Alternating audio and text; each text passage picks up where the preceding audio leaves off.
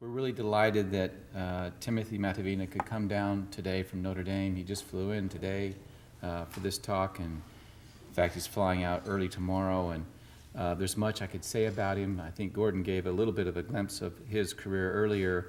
He's a professor of theology at Notre Dame. He directs their Institute for Latino Studies. He's an award-winning teacher as well as an award-winning scholar, and his most recent book, Latino Catholicism, is one in particular that's received a number of awards, and we're just delighted that he would come be with us for this initial series. So, Timothy, please come join us. Join me in welcoming you.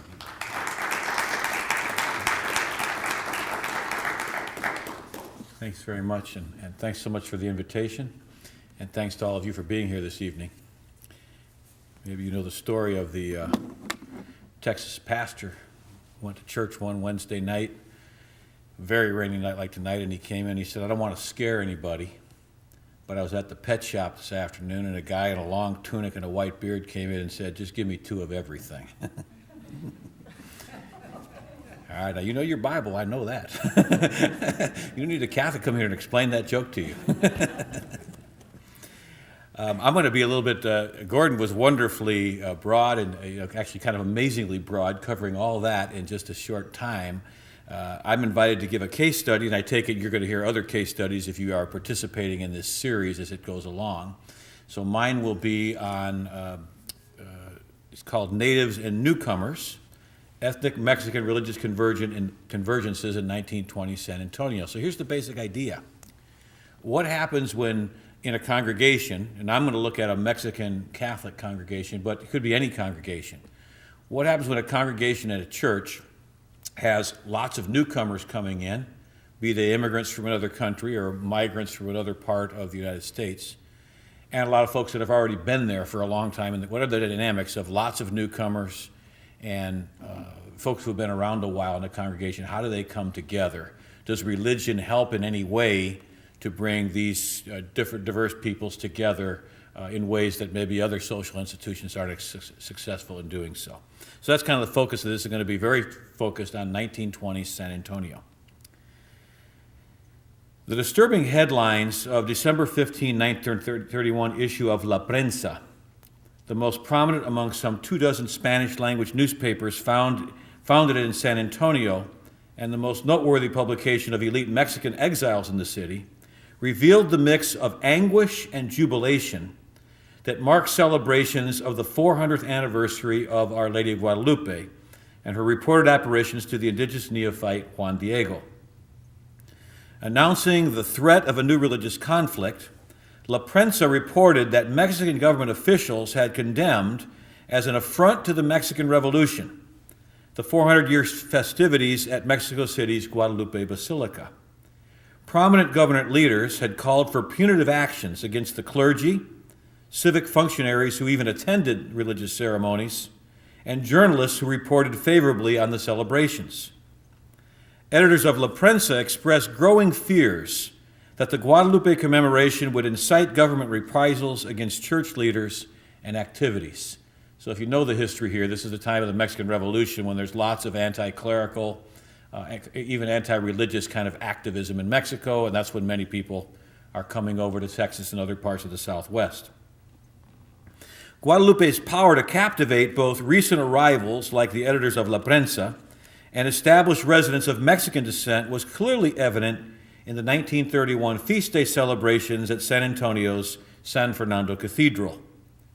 Differentiating newcomers from the native-born, parish bulletin announcements accentuated the significance of the celebrations. Quote, "For all those who feel Mexican blood run through their veins, as well as for native Tejanos." That's the word they gave for people who were of Mexican ancestry but born and raised in Texas. The term Tejano recognized native-born Texans of Mexican descent, who since the 18th century had developed a regional identity that distinguished them from those who migrated to Texas after its political separation from the Mexican nation in the mid-19th century. La Prensa editors, on the other hand, were leaders among a group of recent arrivals who insistently referred to themselves as exiles. They contended that they were not merely immigrants who came to a new land seeking reunification with family members or economic or educational opportunity, or some other personal goal. Rather, they avowed that they were forced to flee oppressive political forces and consequently maintained a firm resolve to return home at the earliest possible opportunity to help reconstruct their devastated homeland. A common Mexican ancestry and the Spanish language were not always sufficient to unite newcomers and natives, like those in San Antonio.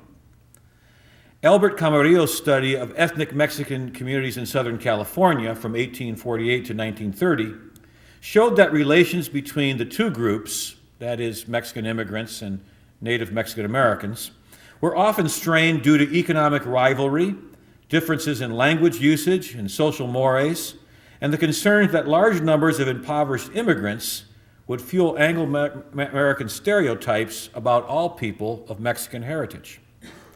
Some established Mexican-American residents responded to émigrés with empathy in light of their shared struggles as working-class residents who often endured the plight of discrimination. But others saw immigrants as a detriment to their being accepted as native-born American citizens. As David Gutierrez noted in his extensive historical study of Mexican and Mexican-American relations, and I'm quoting, prior to 1910, it had been fairly easy for Mexican Americans to define themselves vis-a-vis Anglo-Americans by adhering to a formula that simply distinguished us from them, but the presence of a large population of Mexicans from the other side greatly complicated the boundary-making process. Moreover, Gutierrez continues, as the first era of mass Mexican immigration reached a peak in the late 1920s, the problem of economic competition, overcrowding, eroding wage rates, and employers' use of immigrant workers as strikebreakers exacerbated the resentments and misunderstandings that had surfaced earlier between Mexican Americans and Mexican immigrants. Yet to date, no study has focused primarily on the role of religion in the group relations between Mexican émigrés and Mexican Americans. Devotion to Our Lady of Guadalupe at San Fernando Cathedral during the 1920s and early 1930s provides an apt case study for such an analysis. During this period, Guadalupan devotion at San Fernando increasingly reflected the conflictive sentiments of exile, hope and fear, patriotism and protest, trust in divine protection, and humble acquiescence to divine reprimand, longing for home, and struggles over cultural expectations in a new land, such as women's roles as daughters, mothers, and homemakers. At the same time, in the face of what was often a hostile and prejudiced environment, the transformation of San Fernando's annual Guadalupe celebrations into tense exile rituals expressed confident assurance that despised ethnic Mexican residents were a chosen people, invigorating native Tejanos' faith and their ethnic pride. The capacity of this ritual and devotion to encompass both natives and newcomers superseded but did not eliminate the misunderstandings and tensions between the two groups. So here's the basic question of what I'm asking in this case study. If there's often tensions between immigrants and established residents, even those of the same ethnic background, does religion help ease those tensions in any way? The tensions that we're going to find in other arenas of life, community organizing, whether you want your daughter to marry one of those people, disagreements, language tensions. Does religious practice, common faith, help to alleviate in some way those tensions? And my thesis is going to be that it does, at least in this case study. So I'm going to do this in three parts. The first one is I'm just going to look at social relations between Mexicans and Mexican Americans in San Antonio and their collective relations with the larger Anglo population of the city. And then secondly, I'm going to look at their religious practice and see if that gave them any kind of arena of faith that drew them closer together despite the differences. And then finally, very briefly at the end, try to draw a few conclusions about how this particular example might relate to American religion, Texas, and otherwise more broadly in this situation of newcomers and established residents coming together. So for the first part, I'm going to go through this a little bit more quickly so I can be slower on the religious part. The first part's called New Immigrant and Native Mexicans in San Antonio. And basically, let me just give a couple basic points here. Of course, 1910 and following is a time of tremendous Mexican immigration to the Southwest, including and especially Texas. It's a breakout of revolution in Mexico. More than 10% of the Mexican population flee the country. There ends up, by the late 1920s, which is what is basically a religious war called the Cristero Rebellion. How many have heard of this before, the Cristero Rebellion? The president of Mexico enforced, of course, Mexico had always been this Catholic country, and this revolution was anti-clerical in many ways because of the power the Catholic Church had amassed. The Constitution had all sorts of anti-clerical statutes, but they had not been fully enforced until this president came to power. And when he fully enforced them, the Catholic bishops basically stopped the celebration of all celebrations of Mass, of Sunday worship, throughout the whole country. And the peasants revolted to defend the church. Maybe you saw this. For Greater Glory, this movie that came out last summer or 2 summers ago, was all about the Cristero Rebellion. Because of this, religious persecution intensified, and many priests and all the bishops of Mexico left the country. There wasn't a single Catholic bishop left in this totally Catholic country. And so they came, many, to San Antonio and started practicing, of course, their religion there. This quick influx of many new folks caused certain difficulties in the city of San Antonio. There was a certain prejudice. There were new clubs in public schools called SSS, or Stop Speaking Spanish clubs. Movies often depicted Mexicans in very stereotypical ways. And so there were lots of tensions between people of Mexican descent and English-speaking U.S. Americans. Mexicans even experienced this within the Catholic Church. They would go to certain churches and be told, get out of here and go to the Mexican church where you belong. There was also, of course, along with these struggles of prejudice and disagreement, ethnic conflict, most of the Mexicans were poor. Not all. Some of the Mexicans coming out of Mexico were quite rich, actually. They became quickly some of the richest citizens of San Antonio. But the majority were in the working classes. The hostility was so bad that Mexicans even began to, in a sense, discriminate against themselves. One of the saddest things I found in my research about San Antonio is reading this newspaper, La Prensa, which of course was entirely in Spanish. And in this Mexican Spanish language newspaper written by and sold to Mexicans, they advertised for whitening cream. And they said in Spanish, buy the whitening cream. You'll have greater success in business, in love, and in society. In other words, get rid of your brown skin and you'll be more successful. You'll be more accepted. So this was the environment in which Mexicans and Mexican Americans came together. Sometimes they worked together to try to confront the situations of their daily lives. For example, in groups called mutualistas, mutual aid societies. The majority of the members of these were immigrants because they were largely immigrant societies. They weren't necessarily in church. Some of them were, but most of them were civil kind of self-help. And they were kind of to help people adjust. So a lot of times what you'd do is say at certain mutualistas, everybody would give $1. There was no public health care or anything, of course, in those days. Everyone would give $1, and if you got sick, you could draw on that money. So it was kind of like a almost mutual insurance and death fund, because it also would help people when there was a burial and they needed funding, working class people to have a burial. So there was this kind of mutual help. But a lot of Mexican Americans also joined those. So there became kind of organizations where Mexicans and Mexican Americans could come together and work for mutual aid, and also they worked on certain social issues like desegregating swimming pools, protesting against movies that seemed to be very anti-Mexican, and so on. Nonetheless, a lot of the Mexican Americans saw the immigrants as a real threat to their status within society. So groups like LULAC grew up in Texas in the 1920s, and only American citizens could join. They were very, very strict at differentiating themselves from Mexican immigrants, who they saw as kind of dragging them down, because English-speaking U.S. Americans would see them as part of the Mexican. They would tend to look at all Mexicans as recent, poor immigrants. And so this LULAC group wanted to say, no, we've been here actually longer than Texas has existed, and they wanted to be seen as citizens. They even promoted English classes, citizen classes, and so on. On the other side of the coin, editors of La Prensa, who were almost entirely Mexican immigrants, Mexican exiles.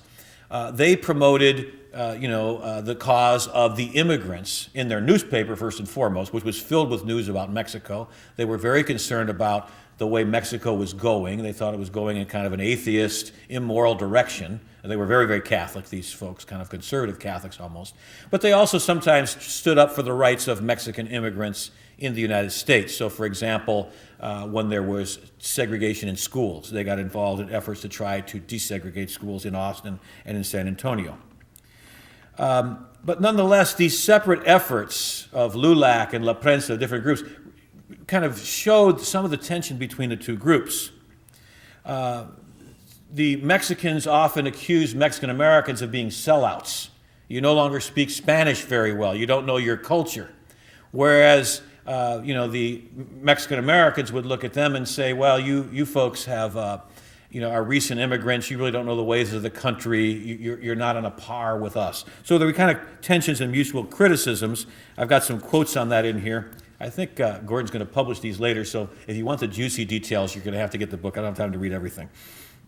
One way that these tensions were particularly evident was in male-female relations. The Mexican immigrants were very big on, your daughter had to have a chaperone, not the sons, the daughters. And so there was this great desire to preserve the daughters from what they saw as the evil influences of the United States. Mexican men, the immigrants, often, when they would see a woman who, was going out on her own, or even would speak back to her husband, they'd say, oh, she has sold out her Mexican culture and become like those American women, those unbridled, uncontrolled American women. So they would criticize the women and the men who they said couldn't control their women.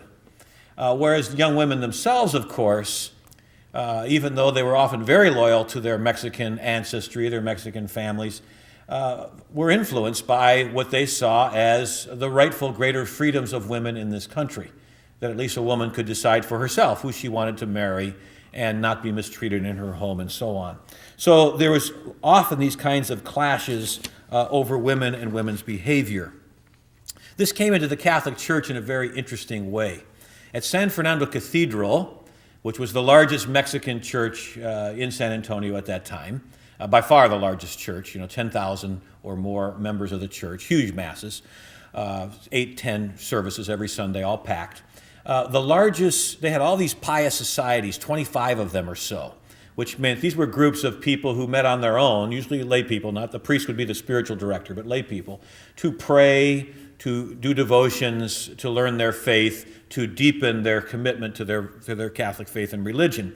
And the largest of all of these was a group called the Hijas de María, the Daughters of Mary, which was composed entirely of unwed single women. Once you were married, you couldn't be in the Hijas anymore. In fact, there was kind of a special ceremony at their wedding where all their single friends, and there were hundreds of these young women that were part of this group. And it was very interesting. The parents, of course, of these young women didn't even want them to go out on their own, even to go to church. So the young women got the Spanish priests, there were Claretian Spanish priests, they would go to them and say, look, we want to help you raise money for the new parish school or for the new, whatever they needed at the church. But our mothers and fathers won't let us go out. So you, as the priest, need to help us, And so the priest would actually talk to the parents. I seem to be knocking something down here. There we go. And convince them, it's okay. They're going to church. Now, when they got there, these, quite conservative Spanish priests would preach sermons to them, which they said the most important gift or the most important trait of a young woman is her chastity. And so they were, very much preaching a very strong moral message, especially about young women, and the purity and the need for all this. And yet, the young women would then kind of use the priest's endorsement to convince their parents to let them go have these meetings and even hold dances and plays and fundraising events that allowed them to have the kind of social environment that they wanted. Sometimes it was kind of interesting. They would go to these Guadalupe celebrations, and when the priest said, Guadalupe is the model of feminine chastity that you should hold, they would go and listen to these sermons, a church filled with these young women, and then go out afterwards and have this social event that otherwise would have not been able to have without the priest supporting them. And so, it was one of those interesting instances where the young women who were kind of caught in between the expectations of their immigrant parents and the expectations of those who already lived here and kind of had a different view of young women's social life, where they were able to kind of negotiate between those two.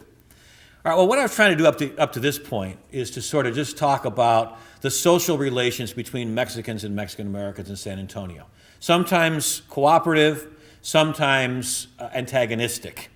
Of course, the worst case of this in terms of the male-female was some of the Mexican Americans would just outright tell their daughters, you are not allowed to even talk to a Mexican immigrant. They did not want their daughters to marry, the immigrants. They would rather have them be more among their own. So there was a certain amount of tensions there. And now I'm going to move into part two, and I'll spend a little bit more time on this and try to go a little bit more deeply.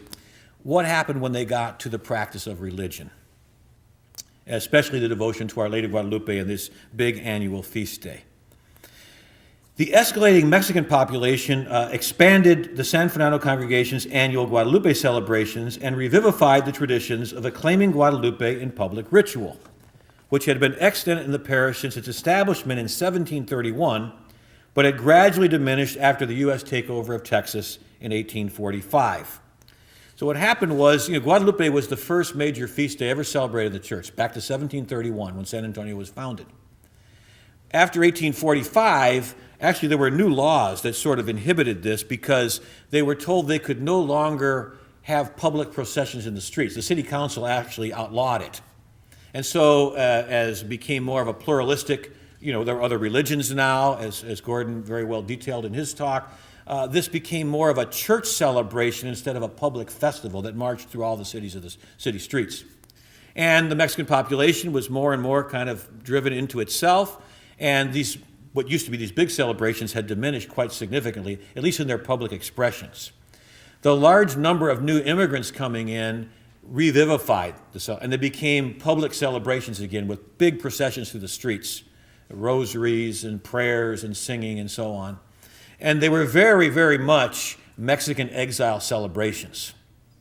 So the Mexican flag, all the pious societies of the church, literally cast of thousands, but the group that would carry the Guadalupe image was closest to it was a group called Los Vasallos de Cristo Rey, the vassals of Christ the King, which had a strong exile identity. Their purpose was, by the power of prayer, to bring Mexico back to its Catholic Christian roots. That's what they were trying to do. That was the purpose of their organization. And here they were the ones that were most prominent in leading the Guadalupe celebrations. Often the person who would preach and lead the celebration was a bishop of Mexico who was living in exile in San Antonio. At one time there were 15 Mexican bishops living in exile in San Antonio where they were received and taken in by Catholic families and by the local bishop. So these were very strong expressions of we are here to pray for the spiritual rejuvenation of our lost Mexican homeland. That was the basic public message of these rituals. All right, let me read this part. Drawing on central themes first articulated in 19th century Guadalupe sermons and writings in their native land, exiled Mexican bishops in San Antonio highlighted the intrinsic connection between Guadalupe and the Mexican nation. In a 1914 sermon for the Guadalupe feast at San Fernando, Archbishop Francisco Plancarte y Navarrete of Linares reportedly urged, quote, the people of Mexico to return to an adoration and supplication of Our Lady of Guadalupe as a means of obtaining peace in their country. 2 decades later, Archbishop Leopoldo Ruiz y Flores, the ordinary of Morelia and the Pope's apostolic delegate to Mexico, issued a press release from San Antonio on Guadalupe's feast day, assuring his fellow Mexican exiles that Guadalupe will, quote, save Mexico from the claws of atheism, the plague of materialism, and the hate of Bolshevik socialism. All right, I got a few other quotes here that show the same thing. Such statements illuminate that San Fernando Guadalupe celebrations included a sense of protest, sometimes implicit, sometimes explicit, against the political and religious conditions in Mexico. Conversely, some exile commentators used the feast day to claim that Mexico's social upheaval was a divine punishment for national infidelity to the covenant God had enacted with the Mexican people through Our Lady of Guadalupe. Just as, quote, the Virgin of Guadalupe rose up terrifyingly to champion Mexican independence and castigate Spanish subjects who refused to fulfill the civilizing mission that had been entrusted to them, so too this loving mother now permitted, in the words of one exiled priest, tribulations among the Mexican people who had not shown themselves suitably fervent in their faith and devotion. Another exiled clergyman contended that the Mexican government had brought a severe and just punishment down from heaven by its misguided efforts to banish God from schools, persecute the church, profane sacred temples, and mock the clergy in press reports that fomented paganism.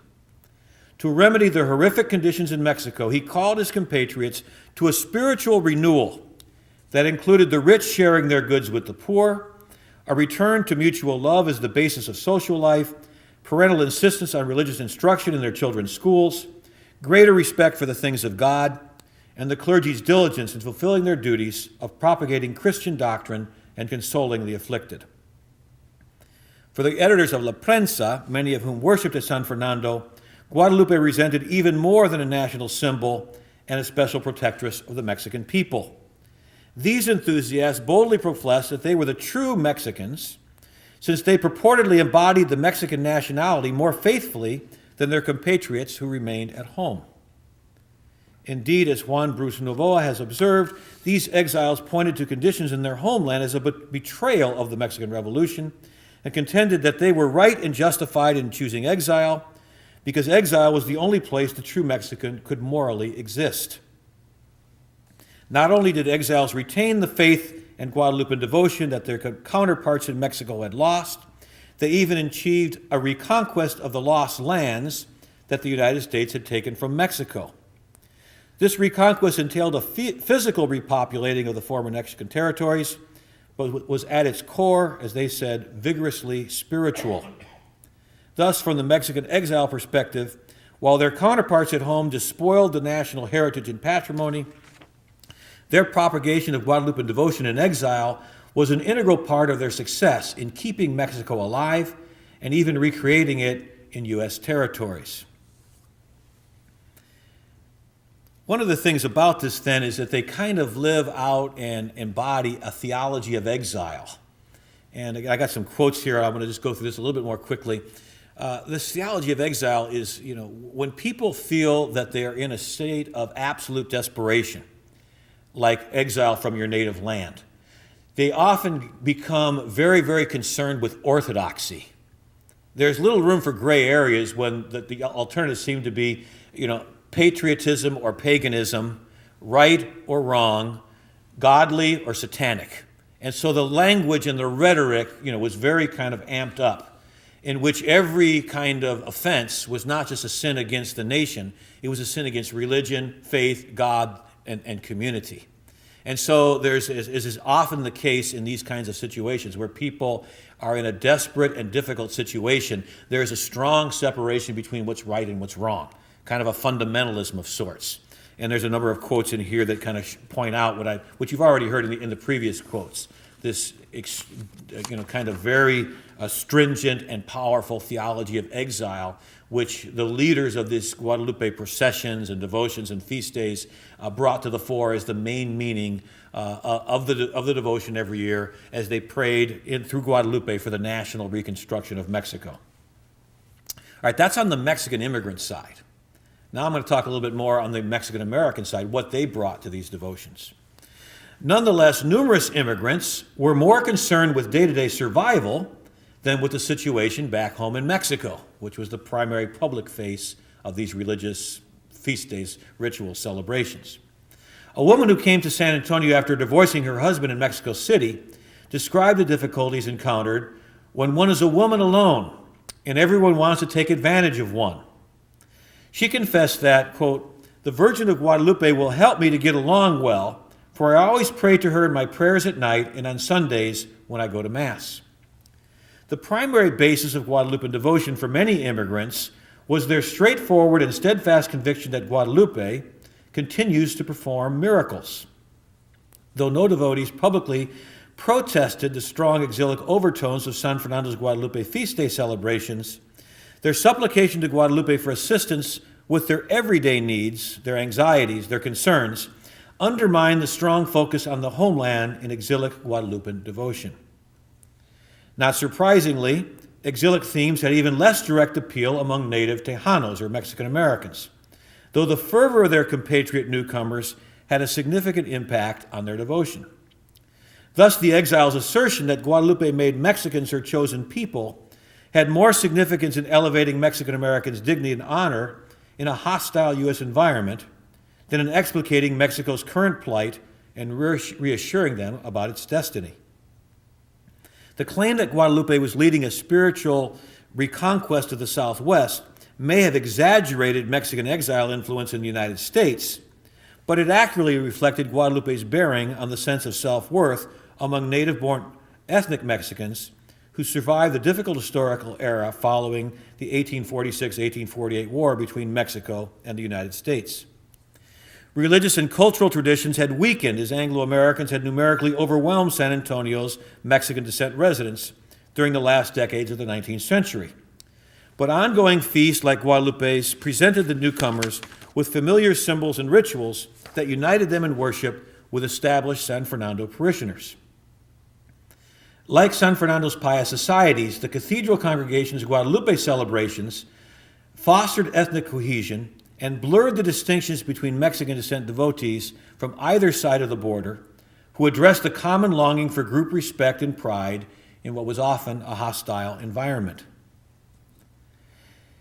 Mexican emigres' conviction that Guadalupe had elected Mexican people as her chosen race contrasted sharply with Mexican Americans' experiences of being relegated to secondary status during U.S. territorial expansion.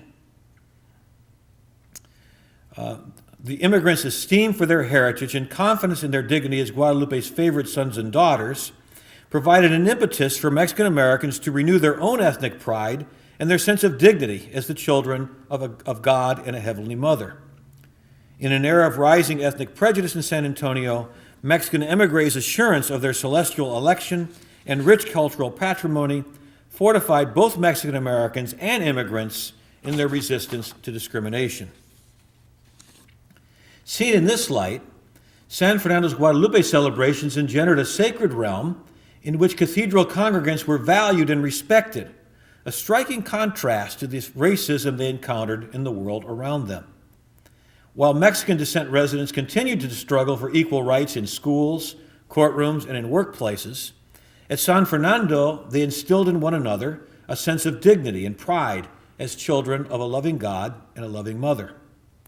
While racism in movies and other areas of social life was so strident that even Spanish-language newspapers advertised whitening cream, Mexican descent devotees acclaimed the brown-skinned Guadalupe and prominently displayed her image in public processions. While their representation on government bodies like the city council was minimal, San Fernando congregants exercised their leadership in their many pious societies, organizing communal events like the annual Guadalupe Triduum and processions. While the Spanish language was officially banned in public schools, Guadalupan devotees marched through the city plazas and streets, singing the praises of their patroness in their native tongue. While frequently rebuffed at Anglo-American Catholic parishes, San Fernando Cathedral congregants celebrated their patroness's feast in the company of archbishops, bishops, and priests, whose presence confirmed the value of their language, cultural heritage, and religious traditions. So what I'm pointing out here is all the kind of reversals, what they experienced in society and what they experienced in the church. And what they experienced in the church was the upbuilding of their own sense of goodness as children of God, that it gave them kind of an inner strength, if you will, to fortify themselves against what they were experiencing in the wider society. Yet, dramatic reversals of lived realities and ritual enactments did not substantially alter the systemic racism that beset ethnic Mexicans. Indeed, as Catherine Bell has argued, such, quote, temporary inversions or suspensions of the usual order of social relations dramatically acknowledge that order as normative. Nonetheless, consciously or not, San Fernando's reanimated Guadalupe rituals fortified devotees and counteracted the hostility and rejection they often met in the wider church and society. As one devotee remarked in acclaiming Guadalupe's compassion for the poor and the downtrodden, because the Virgin is Indian and brown-skinned and wanted to be born in the asperity of Juan Diego's rough cloak, just like Christ wanted to be born in the humility of the stable. She is identified with a suffering, mocked, deceived, victimized people. Yet, ethnic solidarity in Guadalupan devotion did not preclude distinctions between worshipers of different national origins. While the Sayos de Cristo Rey did not exclude Mexican-American members, their frequent prominence in Guadalupe celebrations reflected a predominant focus on Mexico and the exile views espoused by prominent Mexican clergy and laity. Even more strikingly, like pious societies, Guadalupe processions generally divided devotees into separate groups, with children leading the entourage, followed by young women, older women, and then the men. This arrangement was consistent with the practice of keeping a proper distance between the unmarried through chaperonage and the clergy's vision for the Ies de Maria and other parish associations.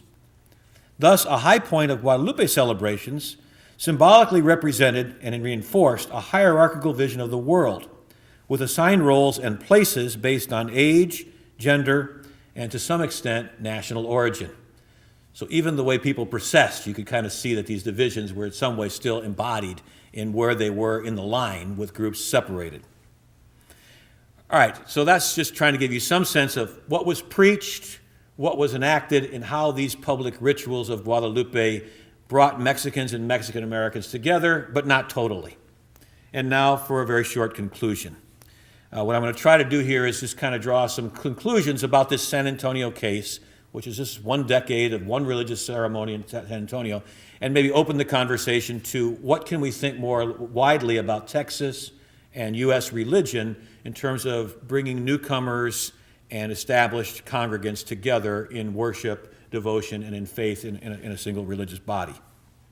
So this is called Ethnic Mexican Religious Convergences. Guadalupan devotion at San Fernando during the 1920s and early 1930s reveals both the possibilities and the pitfalls for religious traditions in the fostering of group cohesion between established residents and newcomers. It is significant to note that it was not long-standing parishioners, but newcomer exiles who set the tone for the annual Guadalupe feast. This contrasts with what Michael Emerson has deemed, quote, the nightmare of misused power that is evident in many congregations where one established ethnic or racial group has the advantage over less influential newcomer congregants, often leading to tension and resentments. Emerson's work is about multiracial congregations of all backgrounds in the United States. Very fascinating stuff. Energetic lay exiles, exiled bishops, and a sympathetic cathedral clergy, alarmed about church-state conflicts in Mexico, held sway over the enactment of Guadalupe celebrations during the turbulent era of the Mexican Revolution and then the Cristero Rebellion. Yet their enthusiastic rejuvenation of public Guadalupan devotion at San Fernando, even with its pronounced exilic themes, appealed to native Mexican Americans as well as to emigres whose focus on affairs in Mexico was not so intense as that of the exiles. One obvious factor in this broad appeal was that, unlike organizations like LULAC, which were confined to those who were U.S. citizens, feast day organizers strongly urged the participation of devotees from all national backgrounds.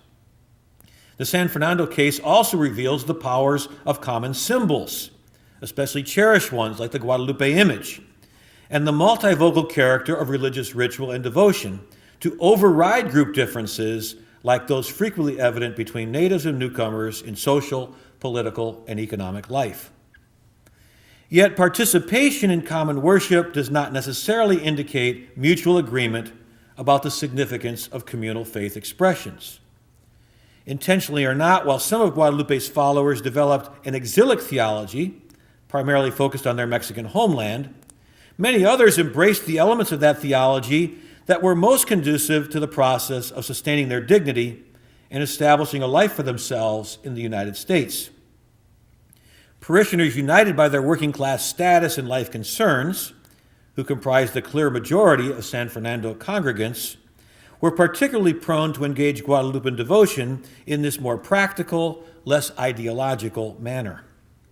The efforts of the Ies de Maria to engage Guadalupe and other parish celebrations as a means to address their social needs, illuminate that Mexican emigres, especially the younger generations, adapted to their new life circumstances even as they supported and actively participated in feast day rituals with strong exilic overtones.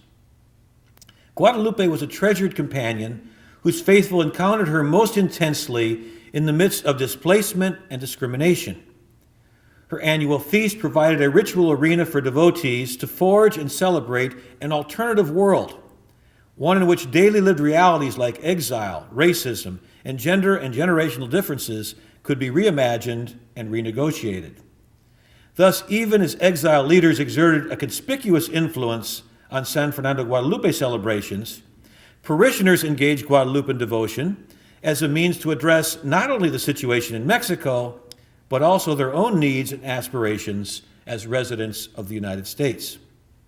In this sense, Guadalupean devotion at San Fernando was united in its public enactment, but divided in its underlying significance among the exile elites who led it and the largely working-class natives and emigres who participated in it.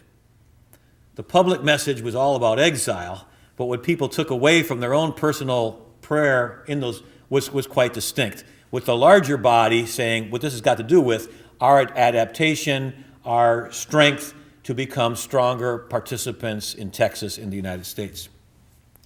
San Fernando Guadalupe, this is the very last paragraph. If you've fallen asleep, wake up now. This is the grand conclusion. San Fernando Guadalupean devotion provided an arena that facilitated religious convergence between newcomers and natives, but its most lasting impact was on the daily life concerns of Mexican Americans.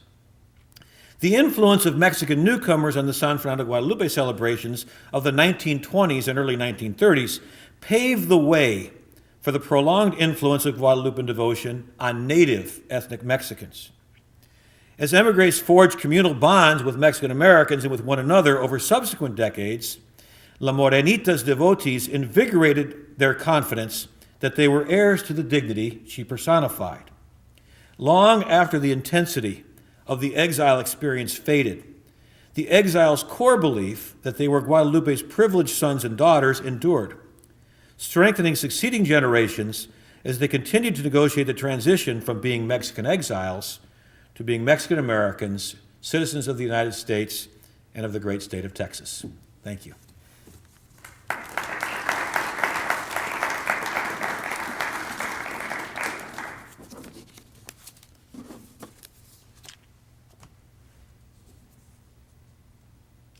Amen's fine, but questions are just as well. I have a question. Sure. What roles did the leadership, the Catholic leadership of both groups play in organizing the activities and helping the two sides, the Mexican nationals and the what I call the Tejano side, cooperate with one another and reach accommodations? I mean, were there crucial roles for priests and bishops? I'm thinking of the hierarchy of the Catholic Church here. Did the hierarchy assert itself in some way? Yes, absolutely. They're very prominent throughout all of this. The clergy at San Fernando at that time, throughout that entire period, were Spanish Claretians, who themselves the first group had come out of Mexico before the violence of the revolution, but a number of them were exiled just like the Mexican clergy were. And so they were there, very, of course, pro-Catholic in terms of the church-state conflict in Mexico, and very interested they were interested in evangelizing all the Catholics. So they had this kind of innate interest in not seeing the two groups be hostile to one another. The bishops, and then in 1926 San Antonio becomes an archbishopric, they are not Latino of either group. But of course the cathedral is their home church, and they see this as a real opportunity to evangelize the Mexicans involved. So they're very supportive as well. And the fact, that while some of them spoke Spanish, some of them didn't, some of them better than others, they all spoke at least some. But the fact that they would just be there and in the sanctuary when the event's going on, kind of gave a, as I said in one line there, a baptism to the event that made the Mexicans feel were very supportive. And then there were all these Mexican exile clergy. As I said, at one point, 15 bishops and archbishops in San Antonio being brought in, kind of paid for by the archbishop. Catholic collections are taking place actually around the country, not just in Texas, to support these people. Great sympathy for them as Catholic prelates who have been forced out of their home country. And they were often the ones preaching and presiding at these events. So here you got the Pope's apostolic delegate to Mexico who's actually saying Mass for you on the Guadalupe feast. Well, for the Mexican faithful and Mexican Tejano, Mexican American, this is a tremendous sort of thing, you know. Mexican Americans have very few of their own priests, almost none. So unfortunately, there's no native Tejano clergy that are kind of giving them someone they can. There's a lot of prejudice in the seminaries in the Catholic Church. Unfortunately, there was not a lot of native clergy. So for a lot of the Tejanos, when all of a sudden this huge influx, you know, almost literally overnight, especially during the Cristero Rebellion, which is just 3 years, but intense religious persecution, all these, wow, there's someone that looks like me who speaks my language and is highly regarded in the Catholic Church. This carried a lot of weight.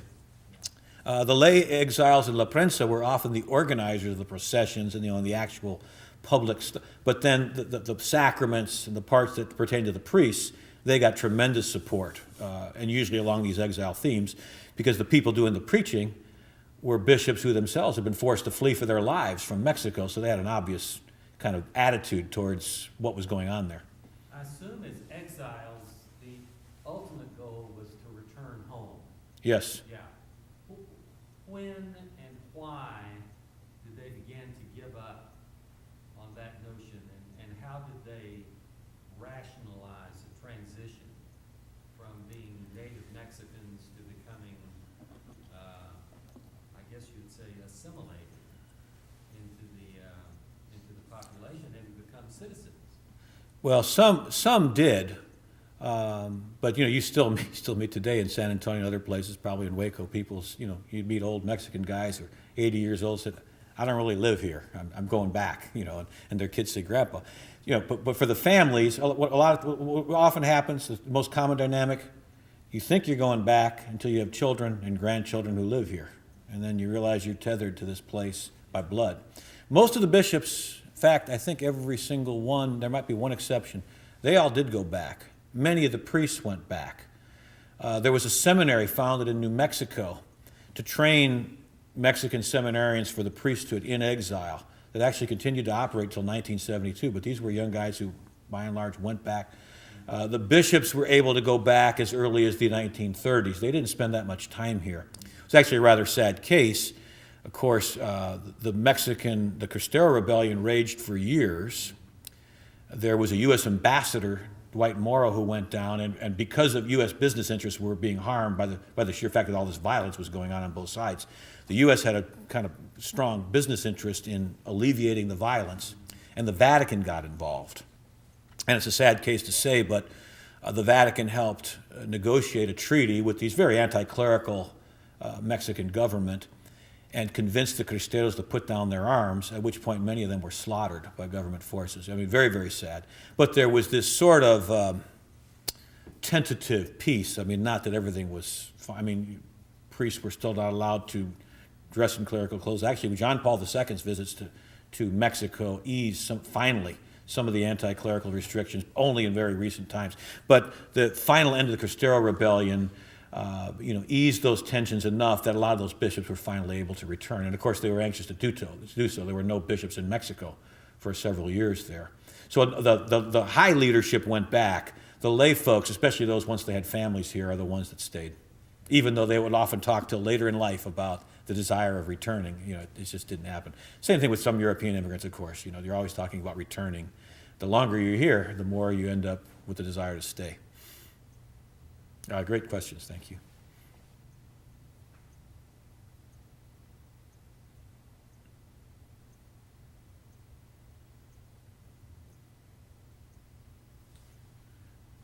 Yes, sir. This revolution, once again, about what year did all this happen? Well, the revolution starts in 1910. At the end of a presidency of a man named Porfirio Diaz, who had been president for 35 years. He was nearing the end of his life. He said he was actually going to step down, then he didn't. He was kind of like more of a dictator than a president, and so this kind of violence erupted and lasted pretty strongly for the next 4 or 5 years. And then it died down, and there was still some revolution, and then it exploded again in 1926 in this Cristero Rebellion. People usually speak of the revolution as going from 1910 to 1940. There's intermittent hostility, and then there are several years of really intense violence. But that's more or less the time frame. Thank you. Well, join me in thanking Timothy again for a great presentation.